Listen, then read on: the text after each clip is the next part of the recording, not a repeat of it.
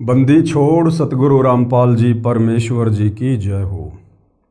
परमपिता परमात्मा सारी सृष्टि के रचनहार कुल मालिक असंख्य ब्रह्मांडों के स्वामी जगत गुरु तीनों लोकों में प्रवेश करके सबका धारण पोषण करने वाले राजा धीराज आत्माधार नाथों के नाथ देवों के देव महादेव सर्वेश्वर महेश्वर मृत्युंजय अजरो अमर आदि अनादि सनातनी प्रभु जगत पिता जगदीश्वर श्री श्री 1008 की उपाधि के वास्तविक अधिकारी अकाल मूर्त शब्द स्वरूपी राम वासुदेव सर्वगतम ब्रह्म परम पूज्य प्रथम पूज्य परम संत परम पुरुष परम धनी परम दयालु सत्य कबीर हक्का कबीर अल्लाहु कबीर अल्लाहु अकबर बाखबर अल्लाह ताला जगत के तारणहार जगत के मुक्तिदाता जगत के जगन्नाथ हारे के सहारे हिंदुओं के राम मुसलमानों के अल्लाह सिखों के वाहिगुरु ईसाइयों के मसीह दया के सागर दयानिधि करुणा के सागर करुणानिधि स्वयंभू परिभू संकट मोचन कष्ट हरण मंगल करण दुख भंजन अविगत कबीर निर्विकार निर्विषम परमात्मा अलय अलेख सतगुरु आदि अनादि सतगुरु असली मर्यादा पुरुषोत्तम असली राम असली कृष्ण असली घनश्याम असली मुरारी राजाओं के राजा महाराजाओं के महाराजा शहंशाहों के शहंशाह सम्राटों के सम्राट भगवानों के भगवान अल्लाहों के अल्लाह प्रभुओं के प्रभु मसीहाओं के मसीह सच्चे वाहिगुरु बाबाओं के बाबा पीरों के पीर सेठों के सेठ जगत सेठ सावलसा सेठ सर्वगुण संपन्न अनंत कोटि कलाओं के स्वामी अनंत कोटि ब्रह्मांडों के नायक योगियों में महायोगी ध्यानियों में महाध्यानी सिद्धों में परम सिद्ध ज्ञानियों में तत्वज्ञानी ब्रह्म ज्ञानी महाज्ञानी परम ज्ञानी सर्वश्रेष्ठ ज्ञानी विज्ञानी युवा कबीर समरथ कबीर असमवात अमित ओजा सच्चे रहनुमा करीम अल्लाह सुभान अल्लाह दुनिया के अंतिम पैगंबर 8 सितंबर 1951 से गांव धनाना जिला सोनीपत हरियाणा भारतवर्ष की पावन भूमि पे प्रकट रियल कल की भगवान श्री नारायण साकार हरि श्री बाबा साहिब नूर अनंत परमात्मा सच्चे दरवेश सच्चे बाखबर संत श्रोमणी सतगुरु रामपाल जी परमेश्वर जी के चरण कमल में आप और हम सभी भाई बहनों का अनंत कोटि दंडवत प्रणाम। सत्साई भाई और बहनों, बहुत बड़ी दया बहुत बड़ी मेहर पूज्य गुरुदेव भगवान की परमेश्वर रामपाल जी की, जिनके शुभ आशीर्वाद से विशेष आशीर्वाद से उन्हीं के सत्संगों के ऊपर बन चुकी पवित्र आध्यात्मिक पुस्तक कबीर बड़ा या कृष्ण के ऊपर वीडियो बनाने की श्रृंखला जारी है। इसी श्रृंखला में आज हमारा ये 34वें नंबर का वीडियो है। भाई और बहनों, इस पवित्र पुस्तक कबीर बड़ा या कृष्ण के प्रत्येक वीडियो से विशेषकर हिंदू समाज से जुड़े भाई बहनों को अध्यात्म को लेकर भक्ति मार्ग को लेकर शास्त्र अनुकूल सत साधना को लेकर वो तमाम जानकारियाँ उपलब्ध हो रही हैं, जो जानकारियाँ हमारे ही धर्म ग्रंथों में चारों वेदों में गीता जी में और पुराणों में वर्णित थी, लेकिन तत्व ज्ञान के अभाव से हमारे नादान धर्म गुरु वो जानकारी इन शास्त्रों से निकाल कर हमारे आत्मिक कल्याण के लिए हमें नहीं दे पाए। और ये आत्मा युगों युगों से जिन आध्यात्मिक सवालों को लेकर घूम रही है, जिन आध्यात्मिक सवालों के समाधान ना होने के कारण, उनके जवाब ना मिल पाने के कारण हम युगों युगों से जन्म और मरण के चक्कर में पड़े हुए हैं। इस पवित्र पुस्तक को पढ़ने के बाद या जो वीडियो बन रहे हैं, वीडियो देखने के बाद आपके मन में किसी भी प्रकार का अध्यात्म को लेकर कोई भी सवाल शेष नहीं रह जाएगा, क्योंकि ये पवित्र पुस्तक कबीर बड़ा या कृष्ण चारों वेद पवित्र गीता जी और 18 पुराणों के ज्ञान से मिश्रित है। अर्थात इन तमाम धर्म ग्रंथों का सार निकालकर परमेश्वर रामपाल जी ने इस पवित्र पुस्तक में डाल रखा है। तो यदि आपने निष्पक्ष होकर धैर्य के साथ रुचि लेकर इस पवित्र पुस्तक को पढ़ा तो आपके सारे संशय दूर होंगे। तो भाई और बहनों, हमारा जो विषय चल रहा है वो है कबीर बड़ा या कृष्ण, सुप्रीम गॉड कौन है। एक तरफ जहां हिंदू धर्म के तमाम धर्म गुरु आचार्य शंकराचार्य श्री कृष्ण उर्फ विष्णु को परमात्मा बताते हुए उनके वकील बनकर जनता की अदालत में खड़े हुए हैं। उनका कहना है कि श्री कृष्ण उर्फ विष्णु जी ही पूर्ण परमात्मा है, चारों वेद, पवित्र गीता, 18 पुराण इन्हीं की महिमा का गुणगान करते हैं। यही सृष्टि को बनाते हैं, यही सृष्टि का पालन पोषण करते हैं और अंत में यही संहार करते हैं। ये अविनाशी हैं, अजर अमर हैं, इनके कोई माता पिता नहीं है और इन्हीं की भक्ति से मुक्ति होगी। तो दूसरी तरफ जनता की अदालत में कबीर जी के वकील सतगुरु रामपाल जी ने उन्हीं तमाम हिंदू धर्म ग्रंथों को दिखा दिखा कर ये प्रमाणित कर दिया है कि श्री कृष्ण उर्फ विष्णु ये नाशवान हैं, इनका जन्म होता है, इनकी मृत्यु होती है, ये अजरो अमर नहीं है, अविनाशी नहीं है, इनके माता पिता हैं, इनकी माँ का नाम देवी दुर्गा है, इनके पिता का नाम काल ब्रह्म है और इनकी भक्ति से इनकी स्वयं की मुक्ति भी नहीं है, इनके साधकों की मुक्ति कहाँ से होगी। और प्रमाण के रूप में चारों वेद, पवित्र गीता और 18 पुराण ही रख दिए हैं। तो जनता जो अब शिक्षित है, पढ़ी लिखी है, अपनी आंखों से सारे प्रमाण अपने धर्म ग्रंथों में लिखे हुए देखकर सत्य मानने को मजबूर हो रही है और अध्यात्म में रुचि लेते हुए सतगुरु रामपाल जी से तरह तरह के सवाल कर रही है, जो सवाल वर्षों से उनके दिमाग में घूम रहे थे, परंतु कोई भी धर्मगुरु उनका शास्त्र प्रमाणित जवाब नहीं दे पा रहा था। अटपट अवश्य करते थे, परंतु आत्मा स्वीकार नहीं करती थी। तो अब आत्मा को वो तमाम सवालों के जवाब मिल रहे हैं, आत्मा संतुष्ट हो रही है, हर व्यक्ति की भक्ति करने में रुचि बढ़ रही है। तो जनता की अदालत में कबीर परमेश्वर जी की लीलाओं का वर्णन हो रहा है कि चारों युगों में कबीर परमात्मा जी आते हैं। वेदों में उनको कवि, कबीर, कबीर अग्नि आदि नामों से पुकारा जाता है। वो परमात्मा सतयुग में भी आते हैं, त्रेता युग में भी आते हैं, द्वापर में भी आते हैं और कलयुग में भी आते हैं। और एक एक लीला वो परमात्मा शिशु रूप में प्रकट होकर आजीवन लीलामय तरीके से यहाँ तत्व ज्ञान प्रचार करने की भी करते हैं। तो सतयुग में हमने देखा कि किस प्रकार से कबीर परमात्मा जी सत सुकृत ऋषि के नाम से प्रकट हुए थे, अपने तत्व ज्ञान का प्रचार किया था, एक कमल के विकसित फूल पर शिशु रूप में प्रकट हुए थे। और जैसा कि वेदों में लिखा है कि उस परमात्मा की बाल्यकाल में परवरिश कवारी गायों के दूध से होती है, वैसा ही सतयुग में हुआ था। और ये लीला कबीर परमेश्वर जी के ऊपर ही फिट बैठती है, अन्य किसी भी देव, महादेव, ब्रह्मा, विष्णु, महेश, राम या कृष्ण के ऊपर सटीक नहीं बैठती है। और बहुत सी आत्माओं को परमेश्वर ने अपनी शरण में लिया, उनका उद्धार किया। उसके बाद वही कबीर परमात्मा सतलोक से चलकर गति करके शिशु रूप में त्रेता युग में भी प्रकट होते हैं। आज हम त्रेता युग में परमेश्वर जी किस प्रकार लीलामय तरीके से प्रकट हुए थे, क्या क्या उन्होंने लीलाएं की, आज उस विषय पर हम आगे बढ़ेंगे। त्रेता युग में कबीर परमेश्वर जी का प्रकट होना। धर्मदास जी ने प्रश्न किया जिंदा रूप में कबीर परमात्मा जी से। धर्मदास जी ने पूछा, हे बंदी छोड़, आप त्रेता युग में मुनिंद्र ऋषि के नाम से अवतरित हुए, उस युग में किन किन पुण्यात्माओं ने आपकी शरण ग्रहण की? उत्तर है, हे धर्मदास, त्रेता युग में मैं मुनिंद्र ऋषि के नाम से प्रकट हुआ। त्रेता युग में भी मैं एक शिशु रूप धारण करके कमल के फूल पर प्रकट हुआ था।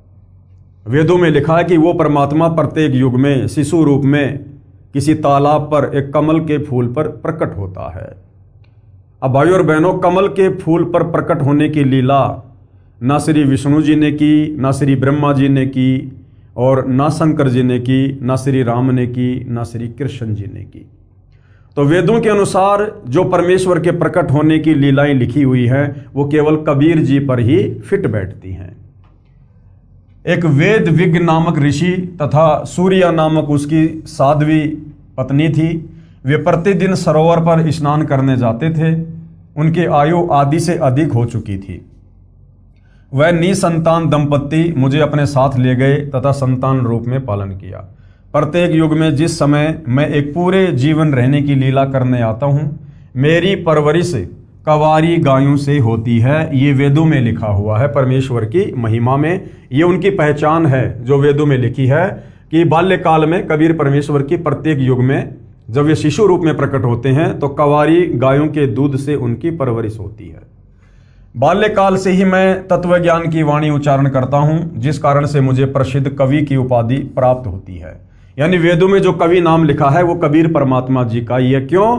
क्योंकि परमात्मा बाल्यकाल से ही कविताओं के माध्यम से, दोहों के माध्यम से, चौपाइयों के माध्यम से, लोकोक्तियों के माध्यम से, श्लोकों के माध्यम से अपने तत्व ज्ञान का प्रचार करते हैं, जिस कारण उस कबीर परमेश्वर को प्रसिद्ध कवि की उपाधि भी दी जाती है जो वेदों में लिखा हुआ है।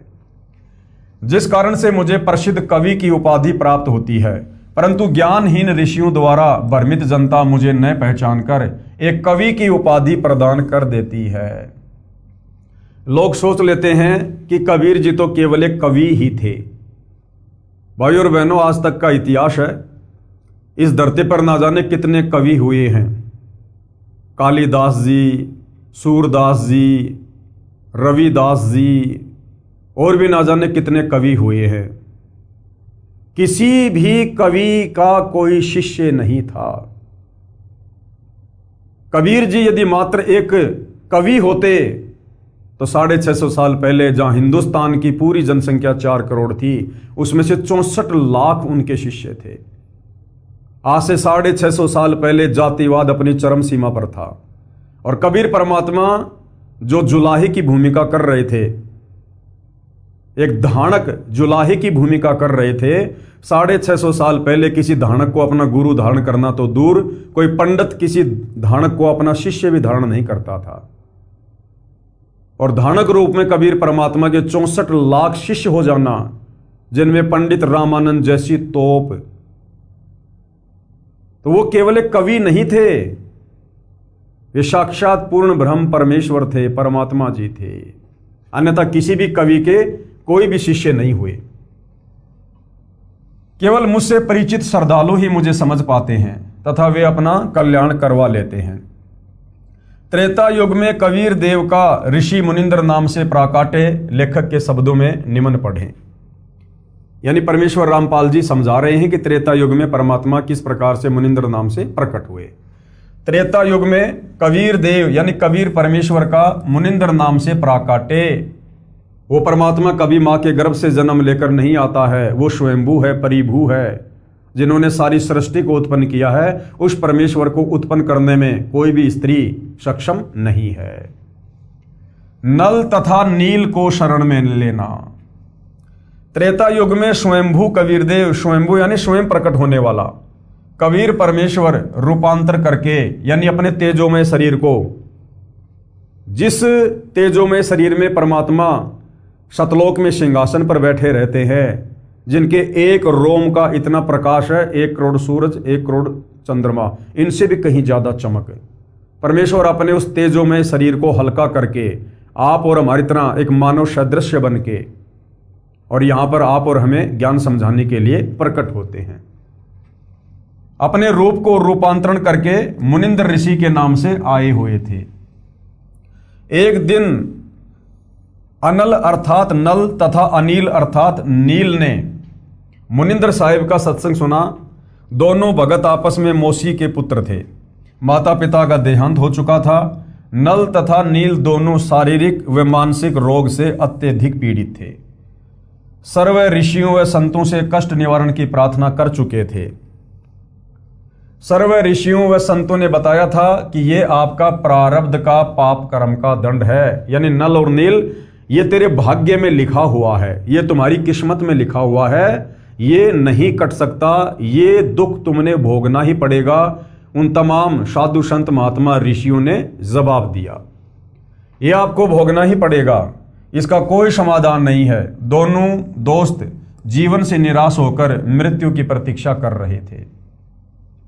सत्संग के उपरांत जो ही दोनों ने परमेश्वर कबीर देव यानी कबीर परमेश्वर उर्फ मुनिंद्र ऋषि जी के चरण छुए तथा परमेश्वर मुनिंद्र जी ने सिर पर हाथ रखा तो दोनों का असाध्य रोग छू मंतर हो गया, अर्थात दोनों नल तथा नील स्वस्थ हो गए।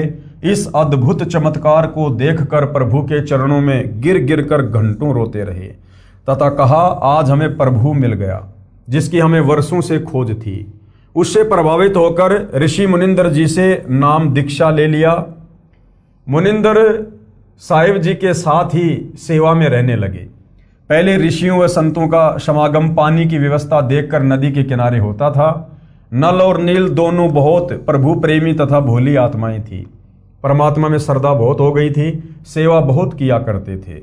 समागमों में रोगी व वृद्ध व विकलांग भक्तजन आते तो उनके कपड़े धोते तथा बर्तन साफ करते, उनके लोटे और गिलास साफ कर दिया करते थे, परंतु थे भोले से दिमाग के। कपड़े धोने लग जाते तो सत्संग में जो प्रभु की कथा सुनी होती उसकी चर्चा करने लग जाते। दोनों भगत प्रभु चर्चा में बहुत मस्त हो जाते और वस्तुएं दरिया के जल में कब डूब जाती उनको पता भी नहीं चलता। किसी की 4 वस्तु लेकर जाते तो 2 वस्तु वापस ला कर देते थे। भगत जन कहते थे कि भाई आप सेवा तो बहुत करते हो, परंतु हमारा तो बहुत काम बिगाड़ देते हो। अब ये खोई हुई वस्तुएं हम कहाँ से लेकर आए? आप हमारी सेवा ही करनी छोड़ दो, हम अपनी सेवा आप ही कर लिया करेंगे। नल तथा नील रोने लग जाते थे कि हमारी सेवा न छीनो, अब की बार नहीं खोएंगे, परंतु फिर वही काम करते, प्रभु की चर्चा में लग जाते और वस्तुएं डूब जाती। भगत जनों ने मुनिंदर जी से प्रार्थना की कि आप नल तथा नील को समझाओ, ये न तो मानते हैं और कहते हैं तो रोने लग जाते हैं। हमारी तो आदि वस्तुएं भी वापस नहीं लाते। बर्तन व वस्त्र धोते समय वे दोनों भगवान की चर्चा में मस्त हो जाते हैं और वस्तुएं डूब जाती हैं। मुनिंदर साहिब ने 1-2 बार नल नील को समझाया, वे रोने लग जाते थे कि साहिब हमारी ये सेवा ना छीनो। सतगुरु मुनिंदर साहिब ने आशीर्वाद देते हुए कहा, बेटा नल तथा नील खूब सेवा करो, आज के बाद आपके हाथ से कोई भी वस्तु चाहे पत्थर या लोहा भी क्यों ना हो जल में नहीं डूबेगी। नल और नील को त्रेता युग में मुनिंदर नाम से आए हुए कबीर परमेश्वर जी ने आशीर्वाद दिया था कि मैं तुम्हें आशीर्वाद देता हूं, आज के बाद तुम्हारे हाथों से जल में छोड़ी गई कोई भी वस्तु नहीं डूबेगी, चाहे पत्थर हो चाहे लोहा हो। आगे का जो प्रकरण है भाई और बहनों, वो नल और नील के इस आशीर्वाद से जुड़ा हुआ है। समुद्र पर रामचंद्र के पुल के लिए पत्थर तैराना। अब भाई और बहनों, रामायण के इस प्रकरण को लेकर जब श्री रामचंद्र जी समुद्र पर पुल बनाने की तैयारी कर रहे थे, तरह तरह की भ्रांतियां, तरह तरह की अफवाहें हमारे हिंदू समाज में फैली हुई थी। कोई कह दिया करता था श्री रामचंद्र जी समर्थ थे, उनके आशीर्वाद से पानी पर पत्थर तैर गए। कोई कहता था हनुमान जी ने पत्थरों पर राम राम लिख दिया जिस कारण से पत्थर तैर गए। यानी ना कोई सिर था ना कोई पैर था। अब वास्तव में जिसने पत्थर तैराए थे वही तो आकर बता सकता है। तो वर्तमान में सतगुरु रामपाल जी ने, तत्वदर्शी संत ने यह सच्चाई बताई है, यथार्थता बताई है कि वास्तव में उस समय पुल बनाने के लिए उन पत्थरों को पानी पर किसने तैराया था, किसकी शक्ति से वो पानी पर तैरे थे। एक समय की बात है कि सीता जी को रावण उठाकर ले गया। भगवान राम को पता भी नहीं कि सीता जी को कौन उठा ले गया। दुनिया श्री रामचंद्र जी को, दशरथ पुत्र श्री रामचंद्र जी को परमात्मा की संज्ञा देती है, अंतर्यामी की संज्ञा देती है। अगर श्री रामचंद्र जी परमात्मा होते, अंतर्यामी होते, तो क्या अंतर्यामी भगवान को यह भी पता न चलता कि मेरी पत्नी को कौन उठा कर ले गया है? वृक्षों से रोते हुए लिपट लिपट कर पूछ रहे हैं मेरी सीता को कौन ले गया। हिरणों से, मृगों से लिपट लिपट कर पूछ रहे हैं मेरी सीता को कौन ले गया। यानी भगवान को नहीं पता। और भगवान के एक सेवक हनुमान ने सीता जी की खोज कर दी। यानी भगवान को नहीं पता और भगत पता ढूंढ के ले आया। तो बताओ फिर हनुमान बड़ा हुआ या श्री रामचंद्र बड़ा हुआ? लेकिन भाई और बहनों, इस तत्व ज्ञान के बिना, तत्वदर्शी संत की शरण के बिना हम इस प्रकार के सवाल करना तो बहुत दूर, हम अपने दिमाग में लेकर भी नहीं आ सकते हैं। एक समय की बात है कि सीता जी को रावण उठाकर ले गया। भगवान राम को पता भी नहीं कि सीता जी को कौन उठा ले गया। श्री रामचंद्र जी इधर उधर खोज करते हैं। हनुमान जी ने खोज करके बताया कि सीता माता लंकापति रावण की कैद में है। पता लगने के बाद भगवान राम ने रावण के पास शांति दूत भेजे तथा प्रार्थना की कि सीता लौटा दे, परंतु रावण नहीं माना। युद्ध की तैयारी हुई, तब समस्या ये आई कि समुद्र से सेना कैसे पार उतरे। भगवान श्री रामचंद्र जी ने 3 दिन तक घुटनों पानी में खड़ा होकर हाथ जोड़कर समुद्र से प्रार्थना की कि रास्ता दे। अगर श्री रामचंद्र जी पुल बनाने में सक्षम होते, उनके पास ऐसी कोई सिद्धि होती, तो 3 दिन तक समुद्र में घुटनों घुटनों पानी में हाथ जोड़कर खड़े रहकर समुद्र से याचना करने की आवश्यकता नहीं पड़ती। परंतु समुद्र टस से मस नहीं हुआ। जब समुद्र नहीं माना, तब श्री राम ने उसे अग्नि बाण से जलाना चाहा। भयभीत समुद्र एक ब्राह्मण का रूप बनाकर सामने आया और कहा कि भगवान, सबकी अपनी अपनी मर्यादाएं हैं, मुझे जलाओ मत, मेरे अंदर ना जाने कितने जीव जंतु बसे हैं। अगर आप मुझे जला भी दोगे तो भी आप मुझे पार नहीं कर सकते, क्योंकि यहाँ पर बहुत गहरा गड्ढा बन जाएगा जिसको आप कभी भी पार नहीं कर सकते। अब ये सुनकर श्री रामचंद्र जी की और मजबूरी हो गई। समुद्र ने कहा, भगवान ऐसा काम करो कि सर्प भी मर जाए और लाठी भी ना टूटे, मेरी मर्यादा भी रह जाए और आपका पुल भी बन जाए। तब भगवान श्री राम ने समुद्र से पूछा कि वह क्या है। ब्राह्मण रूप में खड़े समुद्र ने कहा कि आपकी सेना में नल और नील नाम के 2 सैनिक हैं। उनके पास उनके गुरुदेव से प्राप्त एक ऐसी शक्ति है कि उनके हाथ से पत्थर भी तैर जाते हैं। हर वस्तु चाहे वह लोहे की हो तैर जाती है। श्री रामचंद्र ने नल तथा नील को बुलाया और उनसे पूछा कि क्या आपके पास कोई ऐसी शक्ति है। तो नल तथा नील ने कहा कि हाँ जी, हमारे हाथ से पत्थर भी नहीं डूबेंगे। तो श्री राम ने कहा कि इसका परीक्षण करवाओ, यानी नमूना दिखाओ मुझे, एग्जाम्पल। उन नादानों ने, नल और नील ने सोचा कि आज सबके सामने तुम्हारी बहुत महिमा होगी। उस दिन उन्होंने अपने गुरुदेव मुनिंदर जी अर्थात कबीर परमेश्वर जी को यह सोचकर याद नहीं किया कि अगर हम उनको याद करेंगे तो कहीं श्री राम ये ना सोच ले कि इनके पास शक्ति नहीं है, ये तो कहीं और से मांगते हैं। ये गलती त्रेता युग में नल और नील ने की, महिमा के चक्कर में। और भाई और बहनों, ये हम जीवों की सबसे बड़ी कमजोरी साबित हो जाती है, सबसे बड़ी कमजोरी। महिमा यहां केवल परमेश्वर की ही बननी चाहिए, महिमा केवल गुरुदेव की ही रहनी चाहिए। अगर हम जीव महिमा की भूख में आ गए, 1% भी हमारे अंदर अगर ये अवगुण घर कर गया तो परमेश्वर हमसे कोसों दूर हो जाएंगे, कोसों दूर। परमेश्वर कहते हैं, मान बड़ाई से हैं दूर और आजिज के हरि सदा हजूर। जो दास होता है, जो अधीन होता है, मान बड़ाई से दूर होता है, परमात्मा उसके अति निकट रहते हैं। और जिस भगत में तनिक भी मान बड़ाई होती है, अहंकार होता है, परमेश्वर उससे 100 कदम दूर हो जाते हैं। तो नल और नील उस दिन धोखा खा गए, मान बड़ाई के चक्कर में, महिमा के चक्कर में। और उसी समय उनकी शक्ति कबीर परमेश्वर जी ने छीन ली कि इनके पास शक्ति नहीं है, ये तो कहीं और से मांगते हैं। उन्होंने पत्थर उठाकर समुद्र के जल में डाला तो वह पत्थर डूब गया। नल तथा नील ने बहुत कोशिश की, परंतु उनसे पत्थर नहीं तरे।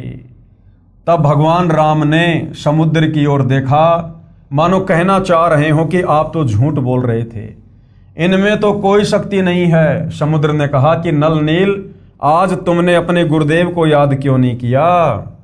अपने गुरुदेव को याद करो। वे दोनों समझ गए कि आज तो हमने गलती कर दी।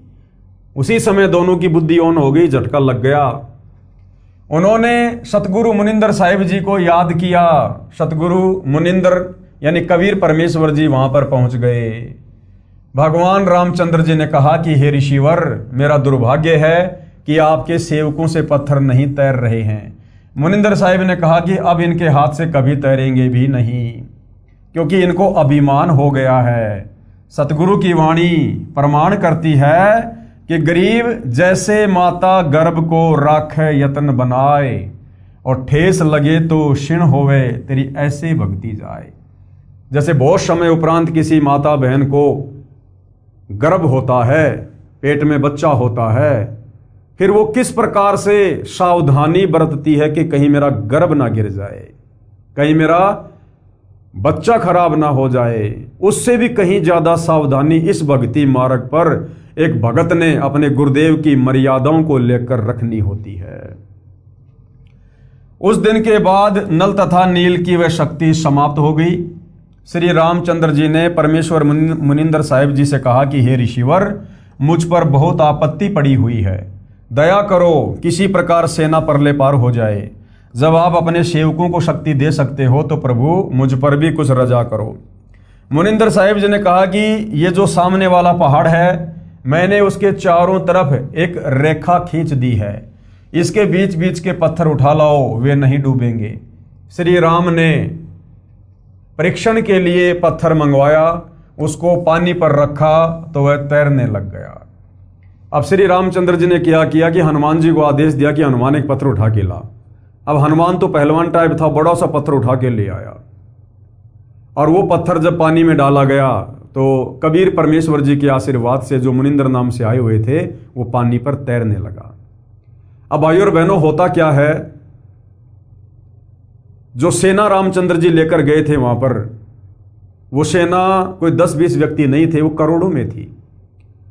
और जिस समय परमात्मा कबीर जी, रामचंद्र जी, नल और नील, इनके बीच में जो वार्ता हो रही थी, तो वहां पूज्य गुरुदेव भगवान ने बताया कि मुश्किल से 10, 20, 100, 50 व्यक्ति होंगे। बाकी सेना को नहीं पता कि क्या बातचीत हो रही है, किसने क्या गलती कर दी, मुनिंदर जी ने क्या आशीर्वाद दिया है। तो बाकी सेना को तो केवल हनुमान और वो पत्थर दिखाई दे रहा था, और जो पत्थर वहां डाला गया तो वो पानी पर तैरने लगा परमेश्वर जी के आशीर्वाद से। अब धीरे धीरे धीरे धीरे खुशर पुसर होते होते बात फैल गई कि भाई हनुमान जी ने जो पत्थर उठाया था और वो पत्थर जो पानी में डाला था, वो पत्थर तैर गया। तो इस प्रकार से अफवाहें फैल गई, और लंका से विजय प्राप्त करने के बाद जब लोग वापस अपने अपने घरों पर आए तो ये अफवाह हर जगह फैल गई कि हनुमान जी पत्थरों के ऊपर राम राम लिख दिया करते थे, जिस कारण से पत्थर समुद्र पर तैरने लग जाया करते थे। नल तथा नील कारीगर यानी शिल्पकार भी थे। हनुमान जी प्रतिदिन भगवान याद किया करते थे, उनसे अपनी दैनिक क्रिया भी करते रहने के लिए राम राम भी लिखता रहा, और पहाड़ के पहाड़ उठाकर ले आता था। नल नील उनको जोड़ तोड़ कर पुल में लगा देते थे। इस प्रकार पुल बना था। धर्मदास जी कहते हैं, रहे नल नील यतन कर हार, तब सतगुरु से करी पुकार। जा सत रेखा लिखी अपार, सिंधु पर शिला तिराने वाले। धन धन सतगुरु सत्य कबीर, भगत की पीर मिटाने वाले। कोई कहता था कि हनुमान जी ने पत्थर पर राम का नाम लिख दिया था, इसलिए पत्थर तैर गए। कोई कहता था कि नल नील ने पुल बनाया था। कोई कहता था कि श्री राम ने पुल बनाया था। परंतु ये सत्य कथा ऐसे है जो ऊपर लिखी है, यानी सच्चाई ये है जो अभी परमेश्वर रामपाल जी के कर कमल से लिखा हुआ हमने पढ़ा है। सत कबीर की साखी, पेज नंबर 179 से 182। पीव पिछाण को अंग, कबीर तीन देव को सब कोई ध्यावे, चौथे देव का मर्म न पावे। और चौथा छोड़ पंचम को ध्यावे, कहे कबीर सो हम पर आवे। कबीर परमात्मा जी कहते हैं कि इस काल के लोक में 21 ब्रह्मांड में तत्व ज्ञान के अभाव में तीन देवता ब्रह्मा विष्णु महेश को हर कोई पूजता है भगवान मानकर, और चौथे देव का मर्म न पावे। चौथा है ब्रह्मा विष्णु महेश का पिता ब्रह्म काल निरंजन, और कहते हैं चौथा छोड़ पंचम को ध्यावे, चौथे को भी छोड़ दो। काल ब्रह्म की भक्ति से भी मोक्ष नहीं है। चौथा छोड़ पंचम को ध्यावे। पांचवा कौन है? कबीर परमात्मा। जो कोई कबीर परमेश्वर जी को इष्ट मानकर पूजेगा, कहे कबीर सो हम पर आवे। यानी अपनी महिमा परमात्मा खुद ही बता रहे हैं कि उसका पूर्ण मोक्ष होगा, वो आत्मा सतलोक जाएगी। आगे क्या बताया? कबीर ओंकार निश्चय भया, ये करता मत जान। ओंकार, ये जो ओम मंत्र है, इस काल ब्रह्म का है। कहते हैं इसको पूर्ण परमात्मा मान के धोखा मत खाओ। साचा शब्द कबीर का पर्दे माही पहचान। तत्वदर्शी संत से उपदेश लेकर कबीर परमेश्वर का वास्तविक मोक्ष वाला मंत्र क्या है उसको पहचानो। कबीर राम कृष्ण अवतार हैं, इनका ना ही संसार। ये श्री राम श्री कृष्ण ये तो केवल अवतार हैं। कभी यहां ब्रह्मा जी का कोई अवतार आ जाता है काल प्रेरणा से, कभी विष्णु का, कभी शंकर का। तो राम और कृष्ण तो श्री विष्णु जी के अवतार थे। इनका ना ही संसार, इन्होंने सृष्टि को नहीं रचा। और जिन साहिब संसार किया और जिस परमात्मा ने पूरी सृष्टि को रचा, सो किन्हू न जन्या नार। उस कबीर परमात्मा को जन्म देने में कोई भी स्त्री सक्षम नहीं है। वो परमात्मा जन्म लेकर नहीं आता। जिस कबीर भगवान ने सृष्टि रची है वो जन्म लेकर नहीं आता है, वो स्वयंभू है, वो प्रकट होता है। राम और श्री कृष्ण की तरह वो जन्म लेकर नहीं आता है। कबीर चार बुझा के भजन में भूल पड़े सब संत। ये ब्रह्मा विष्णु महेश चार चार बुझा के भगवान हैं। कहते हैं इन्हीं की भक्ति में पूरा संसार भूला हुआ है, इनसे ऊपर किसी को परमात्मा नहीं मानता। कबीरा सुमरो तासु को जाके भुजा अनंत। और अपने आप को छुपाते हुए कबीर परमात्मा कह रहे हैं कि मैं कबीर तो उस भगवान की भक्ति करता हूं जिसकी भुजा अनंत है, जो अनंत कोटि कलाओं का स्वामी है, अर्थात सारी सृष्टि का मालिक कबीर भगवान। कबीर समुद्र पाट लंका गए सीता को भरतार। और ताही अगस्त मुनि पी गयो इनमें कौन करतार। परमेश्वर हमें समझाना चाहते हैं कि नादानो, तुमने केवल श्री रामचंद्र जी को इसी बात से भगवान मान लिया कि उन्होंने समुद्र के ऊपर पुलिया बना दिया था। हालांकि पुलिया किसने बनाया ये हमें अब पता चल गया। फिर भी जैसा भी हम लोकवेद में सुना करते थे दंत कथा में कि श्री रामचंद्र जी ने पुल बना दिया। चलो तुम्हारे अनुसार श्री रामचंद्र जी ने पुल बना दिया, जिस कारण से तुम उसको परमात्मा मानते हो। तो परमेश्वर कहते हैं कि एक अगस्त नाम का ऋषि था, उसने तो सातों समुद्रों को एक घूंट में पी लिया था अपनी सिद्धि शक्ति से। तुम्हारे रामचंद्र जी ने तो केवल समुद्र पे पुलिया ही बनाया। अगस्त ऋषि ने तो एक घूंट में सातों समुद्रों को सुखा दिया था। तो बताओ फिर सबसे बड़ा भगवान कौन। अगर इसी आधार से तुम रामचंद्र को भगवान मानते हो तो फिर तो अगस्त मुनि तुम्हारे रामचंद्र जी से भी बड़ा भगवान हुआ। लेकिन ये पहचान भगवान की नहीं है। कबीर गिरवर धार्यो कृष्ण जी। गिरवर का अर्थ होता है पहाड़ों में श्रेष्ठ पहाड़। गिरी मानी पहाड़, वर यानी श्रेष्ठ। गिरवर धार्यो कृष्ण जी यानी श्री कृष्ण जी ने द्रोणागिरी गिरवर को, पहाड़ को उठा लिया था। और द्रोणागिरी हनुमंत, और हनुमान जी ने द्रोणागिरी पहाड़ को उठा लिया था संजीवनी बूटी के लिए। और शेष नाग सब सृष्टि सहारी, इनमें कौन भगवंत। यानी परमात्मा जी पाखंड का खंडन कर रहे हैं कि तुम श्री कृष्ण जी को मात्र इसलिए भगवान मानते हो कि उन्होंने द्रोणागिरी पहाड़ को उठा लिया था। हालांकि उस पहाड़ को श्री कृष्ण जी का रूप बनाकर कबीर परमात्मा जी ने ही उठाया था। जिस प्रकार समुद्र पर उन्होंने वो पत्थरों को हल्का करके रामचंद्र जी का पुलिया बनवाया था। लेकिन चलो श्री कृष्ण जी को महिमा दे दो कि तुम श्री कृष्ण को केवल इसीलिए भगवान मान रहे हो कि भाई उसने गोवर्धन पहाड़ को उठा लिया था। अगर इस आधार से श्री कृष्ण भगवान है तो गोवर्धन पहाड़ से भी कई गुना बड़ा तो द्रोणागिरी पहाड़ था जिसको हनुमान जी ने उठाया। हालांकि हनुमान जी के रूप में उस पहाड़ को भी कबीर भगवान ने उठाया था, ये तत्व ज्ञान कहता है, सूक्ष्म वेद कहता है। लेकिन मान लो कि द्रोणागिरी पहाड़ को हनुमान जी ने उठा लिया, तो द्रोणागिरी पर्वत तो गोवर्धन से बहुत लंबा चौड़ा है, बहुत बड़ा था। तो इस आधार से तो श्री कृष्ण जी से बड़ा भगवान हनुमान हुआ। और फिर तुम ही कहते हो कि शेष नाग ने सारी सृष्टि उठा रखी है, जिस पर तुम्हारा वो द्रोणागिरी पहाड़ भी है, गोवर्धन पहाड़ भी है। तो बताओ फिर श्री कृष्ण और हनुमान से बड़ा भगवान तो फिर शेषनाग हुआ जिसने पूरी पृथ्वी को उठा रखा है। हालांकि ये लोकवेद है, दंत कथा है। ये पृथ्वी, पहाड़, ये सारे लोक, ब्रह्मांड, ये सब कबीर परमात्मा जी की वचन शक्ति से स्थिर हैं, किसी के सींग पर या किसी के फण पे नहीं है। लेकिन परमात्मा पाखंड का खंडन कर रहे हैं कि तुमने केवल लोकवेद सुन रखा है, दंत कथाओं के आधार पर तुम इन भगवानों की महिमा कर रहे हो जो इस महिमा के योग्य नहीं हैं। इस सारी सृष्टि को कबीर परमेश्वर जी ने रचा है, बनाया है, और उस कबीर परमात्मा के लिए रत्ती भर भी भार नहीं है सारी सृष्टि का, रत्ती भर भी। परमेश्वर कहते हैं अनंत कोटि ब्रह्मांड का एक रति नहीं भार, और सतगुरु पुरुष कबीर हैं ये कुल के सृजनहार।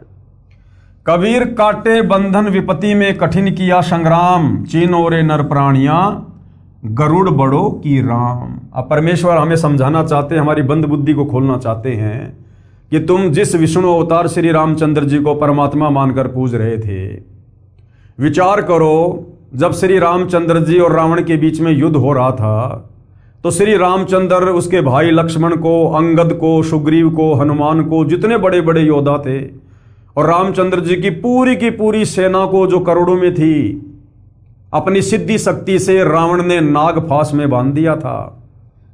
यानी अपनी सिद्धि से नाग रावण ने जो है प्रकट कर दिए थे, और उन नागों ने यानी उन सर्पों ने लपेटे दे दिए सबके, जैसे एक को बांध दिया करते हैं उस प्रकार से सबको अपने लपेटे में ले लिया उन सर्पों ने।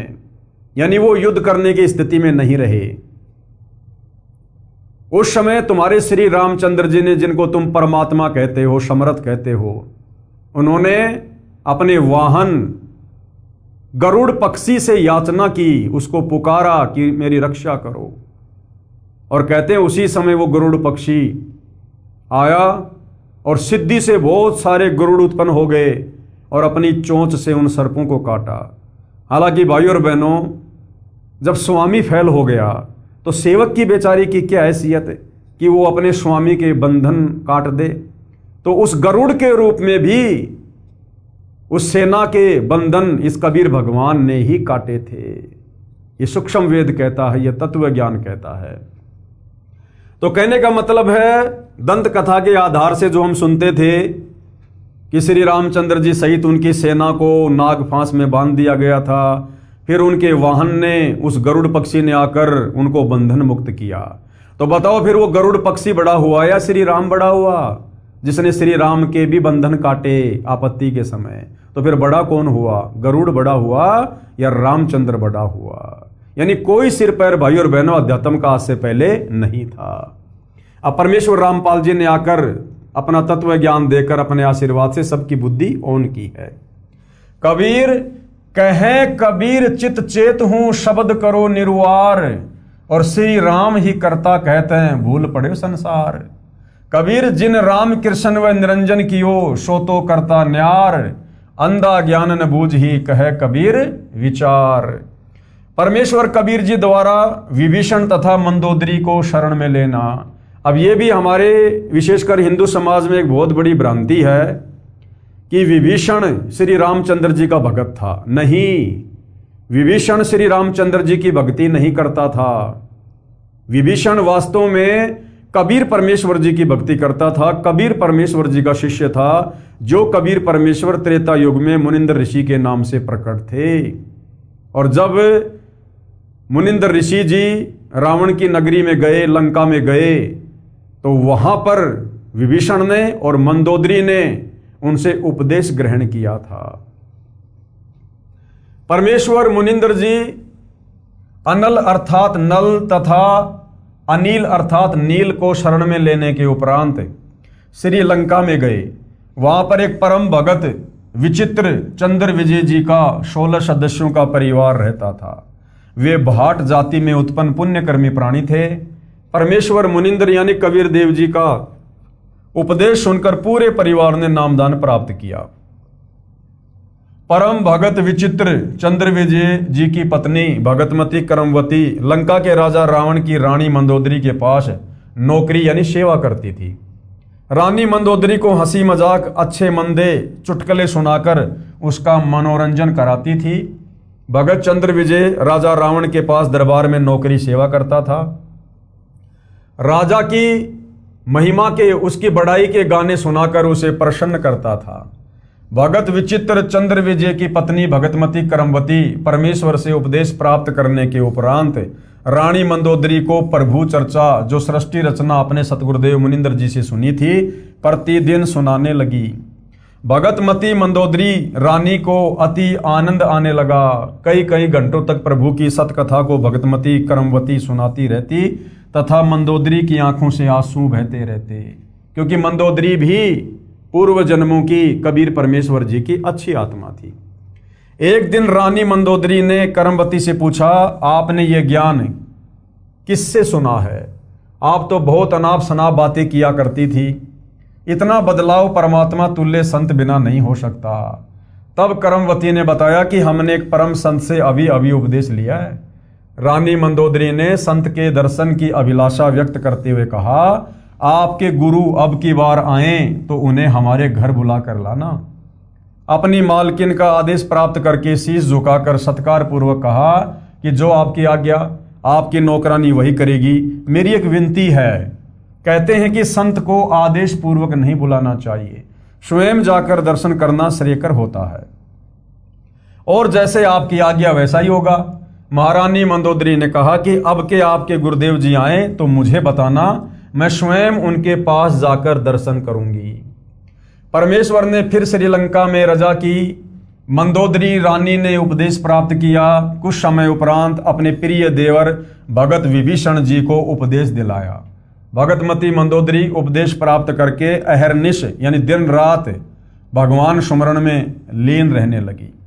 अपने पति रावण को भी सतगुरु मुनिंदर जी से उपदेश प्राप्त करने की कई बार प्रार्थना की, परंतु रावण नहीं माना तथा कहा करता था कि मैंने परम शक्ति महेश्वर मृत्युंजय शिव जी की भक्ति की है, इसके तुल्य कोई शक्ति नहीं है, आपको किसी ने बहका लिया है। कुछ ही समय उपरांत वनवास प्राप्त श्री सीता जी का अपहरण करके रावण ने अपने 9 लखा बाग में कैद कर लिया। भगतमती मंदोदरी के बार बार प्रार्थना करने से भी रावण ने माता सीता जी को वापस छोड़कर आना स्वीकार नहीं किया। तब भगतमती मंदोदरी जी ने अपने गुरुदेव मुनिंदर जी से कहा, महाराज जी, मेरे पति ने किसी औरत का अपहरण कर लिया है, मुझसे सहन नहीं हो रहा है। वह उसे वापस छोड़कर आना किसी कीमत पर भी स्वीकार नहीं कर रहा है। आप दया करो मेरे प्रभु, आज तक जीवन में मैंने ऐसा दुख नहीं देखा था।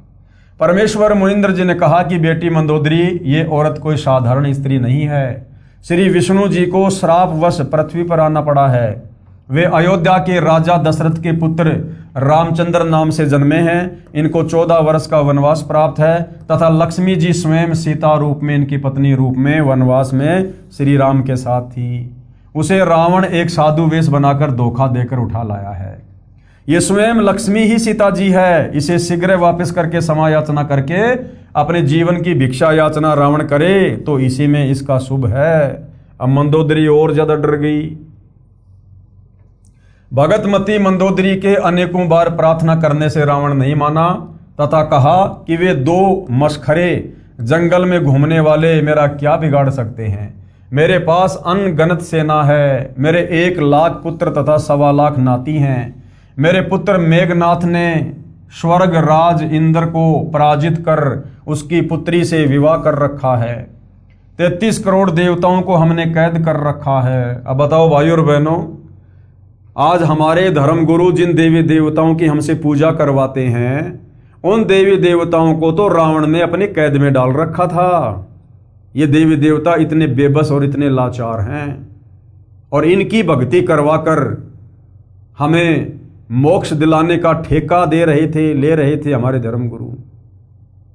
जिस रावण ने 33 करोड़ देवी देवताओं को कैद में डाल रखा था, उन देवताओं से अच्छा तो रावण की भक्ति है। रावण की पूजा करनी चाहिए फिर तो, जिसने देवी देवताओं को भी कैद में डाल रखा था युद्ध में पराजित करके। और ये हमारे नादान धर्मगुरु इन देवी देवताओं की इतनी महिमा करके समाज में इनको इतना महिमावान घोषित कर रखा कि बस इन्हीं की भक्ति से पूर्ण मोक्ष होगा। तो ऐसे भाइयों और बहनों, अध्यात्म के नाम पर पूरे समाज का इन धर्मगुरुओं ने हिंडोला बना रखा है। तू मुझे उन 2 बेसहारा जंगल में विचर रहे वनवासियों को भगवान बताकर डराना चाहती है। इस स्त्री को वापस नहीं करूंगा। मंदोदरी ने भक्ति मार्ग का ज्ञान जो अपने पूज्य गुरुदेव से सुना था, रावण को बहुत समझाया। विभीषण ने भी अपने बड़े भाई को समझाया। रावण ने अपने भाई विभीषण को पीटा तथा कहा कि तू ज्यादा श्री रामचंद्र का पक्षपात कर रहा है, उसी के पास चला जा। एक दिन भगतमती मंदोदरी ने अपने पूज्य गुरुदेव से प्रार्थना की कि हे गुरुदेव, मेरा सुहाग उजड़ रहा है, एक बार आप भी मेरे पति को समझा दो, यदि वह आपकी बात को नहीं मानेगा तो मुझे विधवा होने का दुख नहीं होगा। अपनी वचन की बेटी मंदोदरी की प्रार्थना स्वीकार करके राजा रावण के दरबार के समक्ष खड़े होकर परमेश्वर मुनिंद्र जी ने द्वारपालों से राजा रावण से मिलने की प्रार्थना की। द्वारपालों ने कहा, ऋषि जी, इस समय हमारे राजा जी अपना दरबार लगाए हुए हैं। इस समय अंदर का संदेश बाहर आ सकता है, बाहर का संदेश अंदर नहीं जा सकता। हम विवश हैं। तब पूर्ण प्रभु अंतर्ध्यान हुए तथा राजा रावण के दरबार में प्रकट हो गए। रावण की दृष्टि ऋषि पर गई तो गरज कर पूछा कि इस ऋषि को मेरी आज्ञा के बिना किसने अंदर आने दिया है? उन द्वारपालों को लाकर मेरे सामने कत्ल कर दो। तब परमेश्वर ने कहा, राजन, आपके द्वारपालों ने स्पष्ट मना कर दिया था, उन्हें पता नहीं कि मैं कैसे अंदर आ गया। रावण ने पूछा कि तू अंदर कैसे आया? तब पूर्ण प्रभु मुनिंद्र वेश में अदृश्य होकर पुनः प्रकट हो गए तथा कहा कि मैं ऐसे आ गया। रावण ने पूछा कि आने का कारण बताओ। तब प्रभु ने कहा कि आप योद्धा होकर एक अबला का अपहरण कर लाए हो। ये आपकी शान और शूरवीरता के खिलाफ है। सीता कोई साधारण औरत नहीं है, ये स्वयं लक्ष्मी जी का अवतार है। श्री रामचंद्र जी जो इसके पति हैं वे स्वयं विष्णु हैं। इसे वापस करके अपने जीवन की भिक्षा मांगो, इसी में आपका श्रेय है, यानी आपका हित है, आपका भला है। इतना सुनकर तमोगुण भगवान शिव का उपासक रावण क्रोधित होकर नंगी तलवार लेकर सिंहासन से दौड़ता हुआ कूदा तथा उस नादान प्राणी ने तलवार के अंधाधुंध 70 वार ऋषि जी को मारने के लिए किए। परमेश्वर मुनिंद्र जी ने एक झाड़ू की सींक हाथ में पकड़ी हुई थी, उसको ढाल की तरह आगे कर दिया। रावण के 70 वार उस नाजुक सींक पर लगे।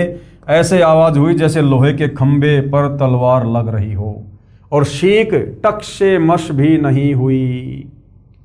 रावण को पसीने आ गए, फिर भी अपने अहंकार वश नहीं माना। ये तो जान लिया कि ये कोई साधारण ऋषि नहीं है।